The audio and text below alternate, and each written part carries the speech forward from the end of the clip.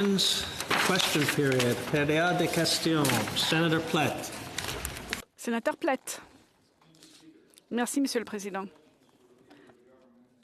Ma question s'adresse au leader du gouvernement au Sénat. Monsieur, les barrages ferroviaires nuisent à l'économie canadienne. On en a déjà parlé. En plus de mettre en péril la santé et la sécurité des Canadiens. Et tout ceci à cause du leadership faible du Premier ministre Trudeau. La semaine dernière, le Premier ministre a rejeté l'option de demander aux forces armées d'appuyer la police afin de mettre fin aux barrages ferroviaires. Il a dit que l'armée ne pouvait être employée dans une opération contre des civils, peu importe les actions de ces civils. Eh bien, il semble que le Premier ministre ne comprend pas le concept de l'aide militaire aux puissances civiles. Et ce n'est pas ainsi que pensait un autre Premier ministre Trudeau en 1970. À l'époque, il a envoyé les forces armées dans les rues de Montréal pour aider la police à arrêter plus de 400 civils sans mandat. Le nouveau Premier ministre a-t-il réinventé les règles régissant l'utilisation des armes des forces armées à l'appui des opérations civiles au Canada?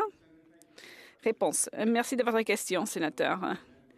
Je me souviens bien de ces jours. J'étais un jeune homme à Montréal. J'ai été étonné de voir les forces armées dans nos rues.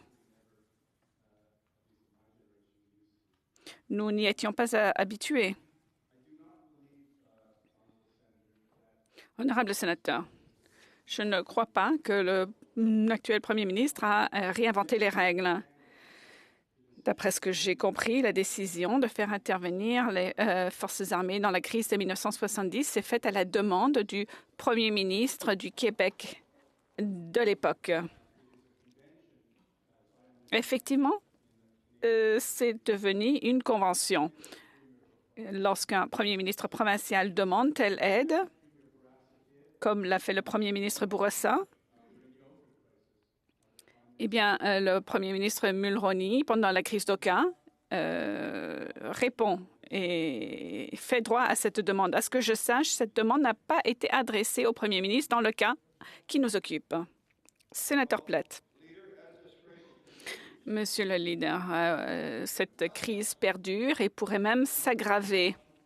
Je me demande pourquoi l'option d'aide aux puissances civiles a été rejetée d'un revers de la main par le Premier ministre. Après tout, nous sommes dans une situation où des infrastructures vitales sont occupées par des personnes masquées qui, comme le Premier ministre Legault l'a dit hier, pourraient être armées d'armes à feu illégales comme des AK-47.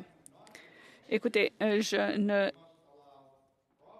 je pense que nous devons permettre aux provinces de garder toutes leurs options sur la table. Si le gouvernement du Québec ou de toute autre province demande au fédéral d'envoyer l'armée pour mettre fin au barrage ferroviaire, le gouvernement Trudeau fera-t-il droit à cette demande? Réponse. Merci de cette question de suivi. Je pense qu'il serait inapproprié pour moi de répondre à une question hypothétique. Tout cela, bien entendu, relève du Premier ministre. Mais je puis dire ce qui suit. Comme je l'ai dit à maintes reprises, dans cette enceinte, nous reconnaissons tous le caractère très délicat de cette situation, mais il y a des raisons d'espérer. Une réunion sera enfin tenue aujourd'hui entre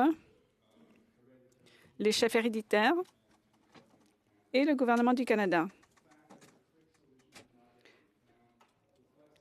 Si une solution n'a pas été rapidement, c'est justement à cause de la complexité de la situation. Mais une réunion est bel et bien prévue, une réunion prometteuse, et le gouvernement a demandé aux chefs héréditaires de respecter un délai de paix et de respect pendant la tenue de ces pourparlers. Le gouvernement du Canada estime qu'il faut créer un espace de discussion productive et